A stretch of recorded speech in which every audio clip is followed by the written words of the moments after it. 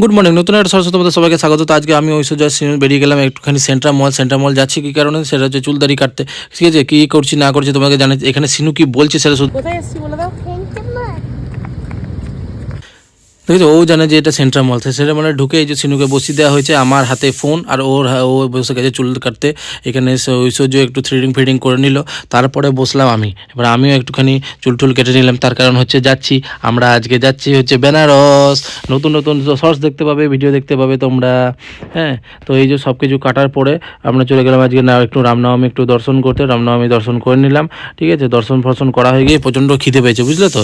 তো খেয়ার এখানে চলে গেলাম পার্ক ক্যাফে। এখানে তো দুর্দান্ত খাবার পাওয়া যায়, সাউথ ইন্ডিয়ান খাবার। তো ঐশ্বর্য খেলো একটুখানি ধোসা, আর আমি খেলাম একটুখানি দই বড়া যা করে না এখানে, তবে ধোসাটাও দুর্দান্ত করে।